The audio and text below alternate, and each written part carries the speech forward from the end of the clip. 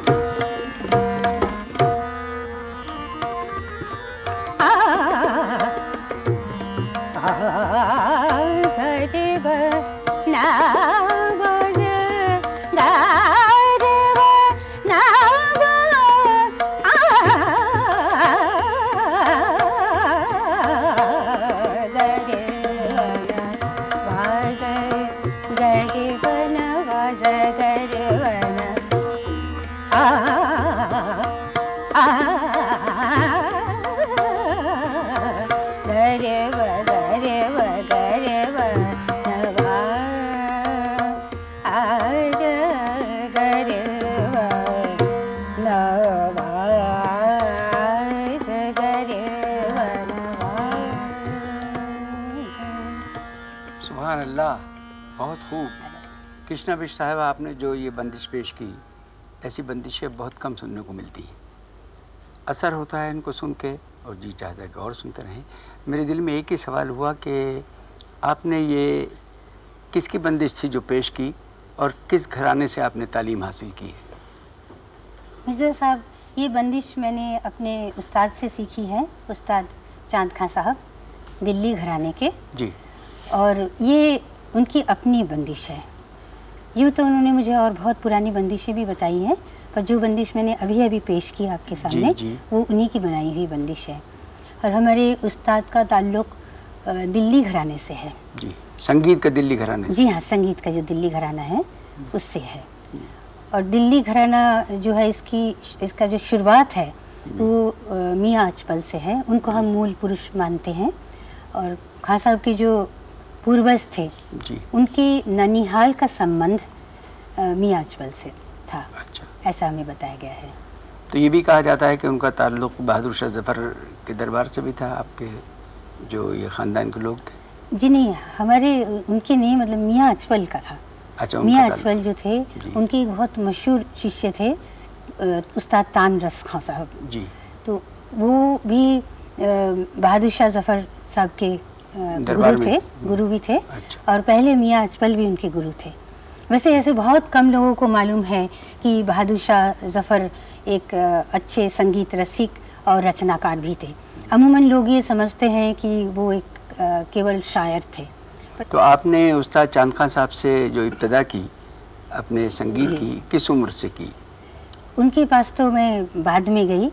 पहले मैंने गाना घर में ही सीखा है, क्योंकि हमारा जो परिवार है वो एक संगीतज्ञों का ही परिवार है, समझिए। क्योंकि हमारे पिता भी संगीतज्ञ थे और बंगालियों के घर में अमूमन संगीत रहता ही है।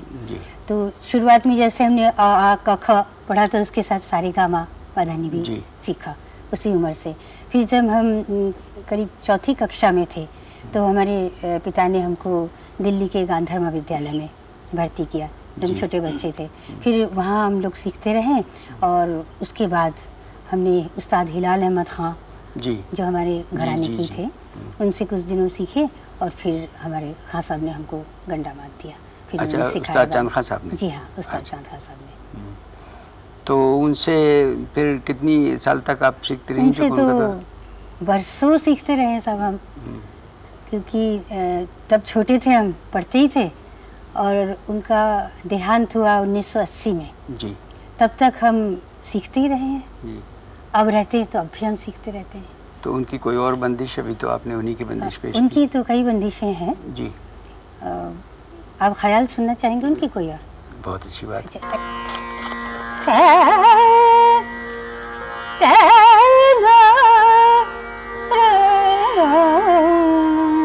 जनन जनन पायल बाजे, जनन जनन पायल बाजे, जनन जनन पायल बाजे, जनन पायल बाजे, कैसे जाओ पे पास, कैसे जाओ पे पास, जनन जनन पायल से चढ़त डरत चांदन जागत सास, जनन पायल बाज, जनन जनन पायल बाज, जनन पायल।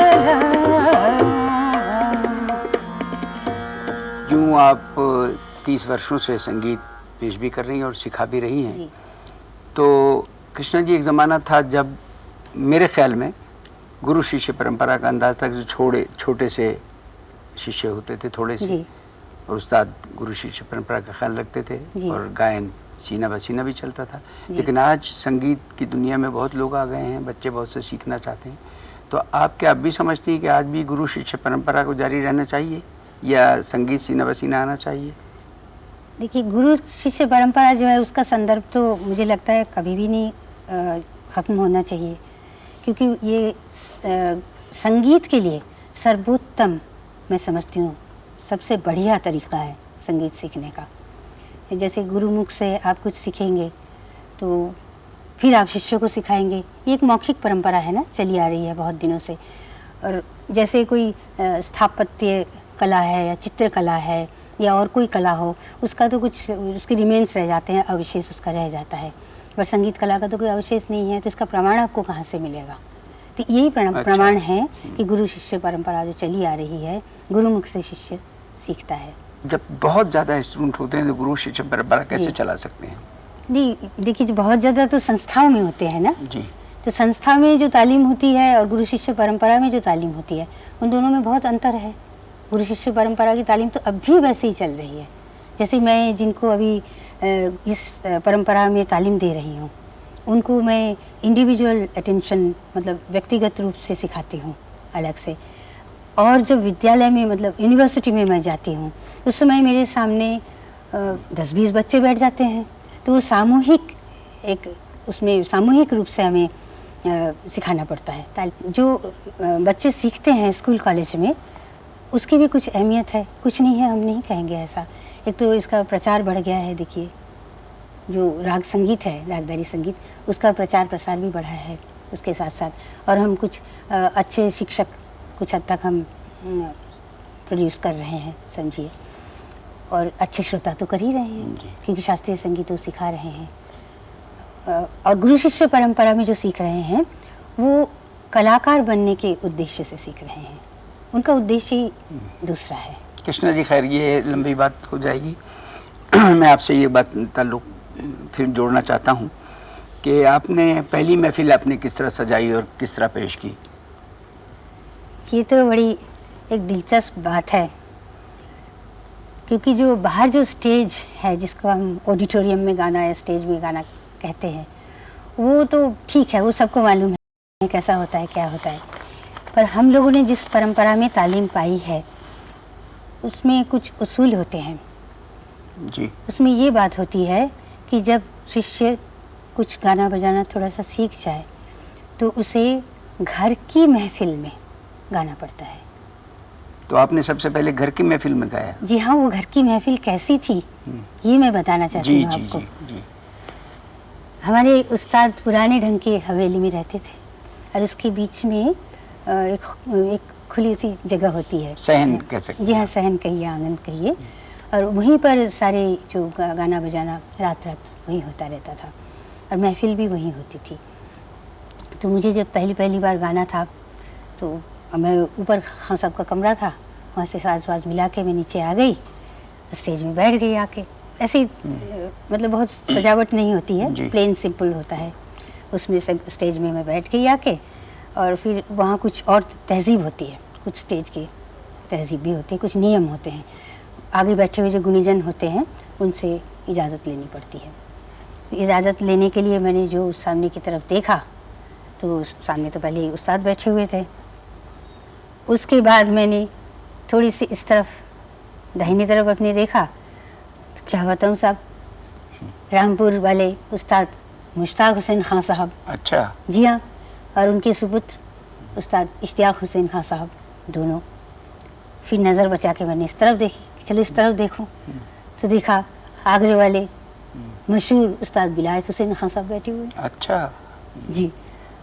और फिर क्या बताऊँ आपको, इधर नज़र गई तो देखा उस्ताद अल्ताफ़ हुसैन खां साहब खुर्जे वाले, और जने कितने मशहूर सारंगी वादक और तबला वादक और जितने भी मतलब जो श्रोता है ना, वहाँ जो श्रोता होते हैं वो कुछ निराले ढंग के होते हैं, वो स्वयं संगीतज्ञ होते हैं और संगीतकार तो होते हैं। उनके सामने गाना कोई छोटी बात तो है नहीं।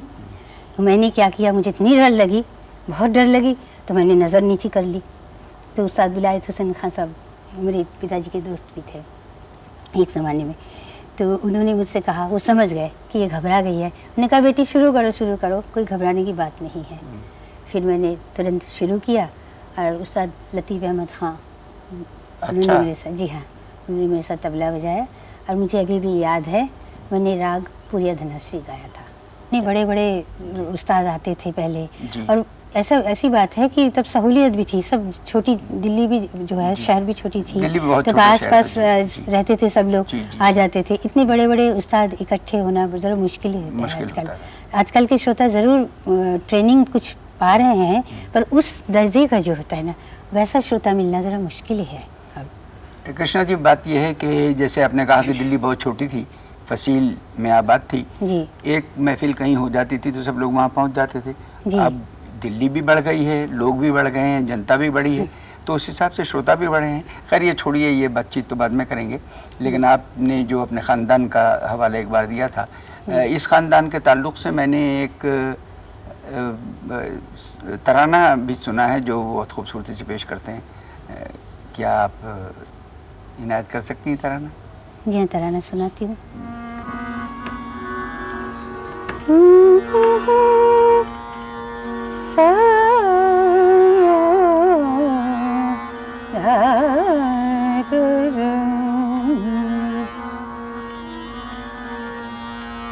लाले दिन तननन तो मत लाले दिन तननन तो मत लाले दिन तननन तो तनन नादर दानी तदनी तो तन तनरे दानी तदनी हत लाले दिन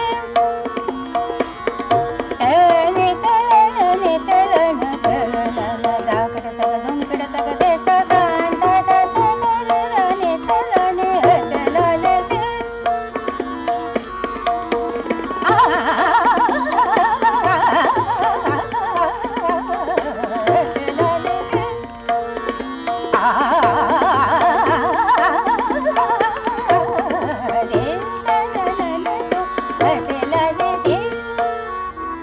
वाह वाह। कृष्णा जी, आप जो आज की ज़िंदगी जैसे बातचीत हम पहले से कर रहे हैं उसी बात का सिलसिला है कि आप थ्योरी और प्रैक्टिकल में संतुलन कैसे बनाए रखती हैं, सिखाती हैं? उस सिलसिले से मेरा एक सवाल मेरे ज़हन में आया। मतलब थ्योरी तो हम पढ़ाते ही हैं, जी जी, शास्त्र वगैरह तो पढ़ाना ही होता है, और पेपर्स वगैरह लिखना, जी जी जी, रिसर्च गाइड करना, वो तो यूनिवर्सिटी में काम रहता ही है। और प्रैक्टिकल की बात ये है कि इसका जो रियाज है, तालीम है, वो तो मुझे अलग से मिली है सब कुछ, उसका समय मैं अलग से रखती हूँ, और पढ़ाई का जो समय है वो अलग रखती हूँ। ऐसा है कि दिमाग में पिजन होल्स बने रहने चाहिए, जो दिमाग में खांचे अलग अलग होने चाहिए, ताकि जब रियाज का टाइम है उस समय आप रियाज ही करें और किसी तरफ आपका मन ना जाए, और जब पढ़ाई आप कर रहे हैं तो पढ़ाई करें। तो इन दोनों में कोई विरोध तो है नहीं। और यही बात आप अपने शागिर्दों को भी सिखाती हैं? मैं कोशिश तो करती हूँ जी, पर आजकल शागिर्दों के पास भी समय कुछ कम ही रहता है, वो भी व्यस्त रहते हैं अपने अपने कामों में। जैसे हम लोगों के दिन थे, जब भी उस्ताद बुलाए, चाहे जून के महीने में 12 बजे बुलाए, कोई एक ख़ास बंदिश मुझे लेनी है तो मैं उस टाइम में भी पहुंचूंगी साहब। अच्छा। उसमें कोई बात नहीं, धूप हो बारिश हो कैसे भी पहुंचूंगी। उस जमाने में फ़ोन वगैरह का भी सिलसिला कम था? जी नहीं, फ़ोन का तो कोई सवाल ही नहीं उठता था। और ये तो बदतमीज़ी में आती है, आती थी उस ज़माने में, कि मैं उस्ताद से कहूँ जी आपने मुझे टाइम दिया था और मैं नहीं आऊँगी। ये तो मॉडर्न कल्चर की देन है एक तरह से। कृष्णा जी, एक सवाल और मेरे जहन में आया, तो आप अपनी ये पूरी ज़िंदगी में जो संगीत से जुड़ी रही और आज ऐसे संगीतज्ञों को आपने देखा, और कोई ऐसा वाक़या आपकी ज़िंदगी में है जो संगीतज्ञों के साथ जुड़ा हुआ हो, जिससे हमारे देखने वाले और सुनने वाले भी फ़ायदा उठा सकें? जी, क्योंकि आप बड़े बहुत संगीतज्ञों से, उस्ताद बड़े गुलाम अली खान साहब का भी मैंने बहुत रियाज सुना, वहाँ भी बैठी हूँ। उस्ताद अमीर खान साहब से तो बहुत अच्छा संबंध था हमारा, और खान साहब की उस महफिल में भी इन लोगों ने सबने गाया है, बड़े बड़े उस्तादों ने। वैसे अमीर खान साहब तो हमारे घर में भी ठहरे हैं। नहीं, उनसे सीखा तो नहीं आपने? जी नहीं, पर संबंध तो रहा है ना हमारा। मतलब तो किस तरह के ये लोग थे, जो आपका बिहेवियर? इन लोगों में एक खासियत ये थी, जितने भी पुराने बुजुर्ग थे उनके पास बहुत ज़्यादा इल्म बहुत, और स्वभाव के ये लोग बहुत नम्र हुआ करते थे। जैसे मैं मॉडर्न जो टाइम्स है, मैं उसकी बुराई नहीं कर रही हूँ, उस तराजू से आप तोलें तो आजकल के लोगों के पास उतना, मेरे ख्याल में उतना, मतलब उतनी चीज़ें, समय भी नहीं है तो एकत्रित करने के लिए उनके पास। पहले के लोग तो एक राग में कितनी कितनी चीज़ें सीखते थे, हम लोगों को जैसे सिखाई गई, एक राग में कई कई बंदिशें सिखाए हैं और इस तरह से। तो उनके पास इल्म बहुत, और इतना स्वभाव के लोग बहुत अच्छे हुआ करते थे, बड़े सीधे होते थे। एक दिन मैं बताऊँ, अमीर खान साहब से मैंने शाम को चाय पीते पीते एक दिन ये बात पूछ डाली कि खान साहब आप तो ठुमरी नहीं गाते हैं महफिलों में, फिर आपने ये जो बंगाली फिल्म है हंग्री स्टोन्स, टैगोर के जो क्षुदित पाषाण हैं, उसमें आपने ठुमरी क्यों गाई? तो इतने सीधे लोग थे वो, उन्होंने कहा अरे बेटी वो तो 6000 का मामला था। अच्छा जी, मतलब और कोई होते तो कुछ बात घुमा के या कुछ, खुद ही तो पाषाण में उनकी ठुमरी। जी हाँ, ठुमरी थी। उसके बाद उन्होंने गंभीर होकर मुझसे कहा कि देखो बेटे, अगर मैं ठुमरी गाता तो उसमें भी मैं कोई नया मोड़ ज़रूर देता, क्योंकि ख्याल में उन्होंने नया मोड़ दिया था। अच्छा जी, मेरे जहन में एक ख्याल और आ रहा है कि आपने अपनी बंदिशें जो तरतीब दी हैं, दी होंगी ज़रूर। जी हाँ, कुछ बंदिशें मैंने कोशिश की है। उन बंदिशों में से कुछ जी एक दो मैं प्रस्तुत करने की कोशिश करती हूँ।